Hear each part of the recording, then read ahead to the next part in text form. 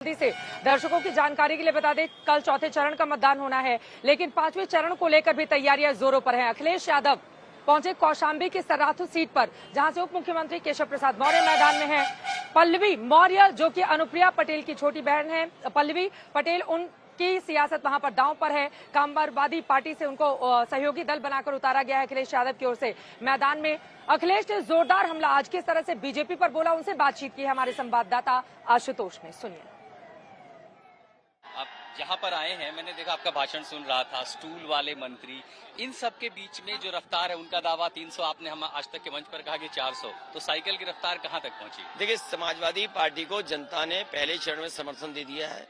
पहले चरण दूसरे चरण में शतक लगा है, और उसके बाद जो तीसरा चौथा है, मैं ये दावा कर सकता हूं कि समर्थन और बहुमत चौथे चरण के बाद हो जाएगा।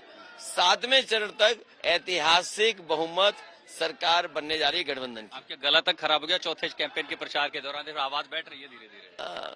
आप भी अगर फील्ड में रहोगे, फील्ड में क्योंकि एक दिन में कई भाषण देने पड़ते हैं, चलो हमारा तो गला गया है, लोगों के चेहरे उड़ गए हैं, लोगों की हवा खराब है। सोचो कि क्या मुद्दे हैं। आज मुद्दा है बेरोजगारी का, मुद्दा महंगाई का है, कोरोना में जान गई, लॉकडाउन में जाने गई।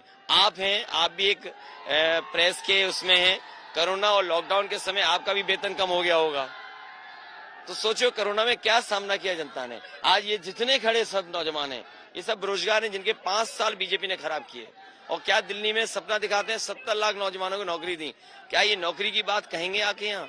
क्या रोजगार की बात कहेंगे? और सोचो बीजेपी के बड़े नेता क्या कह रहे हैं, 12वां पास करने के बाद जो इंटर पास करेगा उसे लैपटॉप देंगे। अरे शुक्र है ये तो नहीं कहा इन्होंने कि इंटर पास करने के बाद जो 10वां पास करेगा उसे लैपटॉप देंगे। युवाओं के साथ मैंने आपका कनेक्ट देखा, वो जिस जोश में आए, वो रिस्पांस दिख रहा था। लेकिन अब प्रधानमंत्री या बड़े नेता जब आतंकवाद का मुद्दा ले आए, 2008 का जो फैसला आया, और उस पर सीधा निशाना साइकिल पर है, क्या आपको लगता है आगे के फेजेज में अगर ये मुद्दा बनता है तो आपको उससे छवि का नुकसान? आप बहुत बड़े नेशनल चैनल के एक पत्रकार लग रहे हैं, शायद बहुत पहली बार मैंने आपको देखा होगा।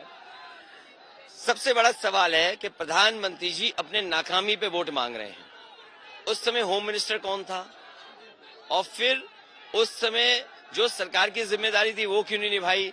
हमें दुख इस बात का है, 14 का चुनाव चला गया, 17 का चुनाव चला गया, 19 का चुनाव चला है, इन्हें याद नहीं आया। अपनी नाकामी पे जो वोट मांगे उनके लिए क्या कहना। और सवाल ये है कि महंगाई कम होगी कि नहीं कम होगी, आपके कारखाने लगे कि नहीं लगे, और भारत का पैसा तमाम उद्योगपति लेकर के भाग गए, उसका जवाब क्या देगी सरकार? तो ये सवाल बड़े हैं जो जनता जानती है। मेरा आखिरी सवाल, एक 45 साल का युवा बीजेपी की बड़े नेता और पार्टी के सामने चुनाव लड़ रहे हैं, कितनी बड़ी चुनौती है अखिलेश यादव के लिए?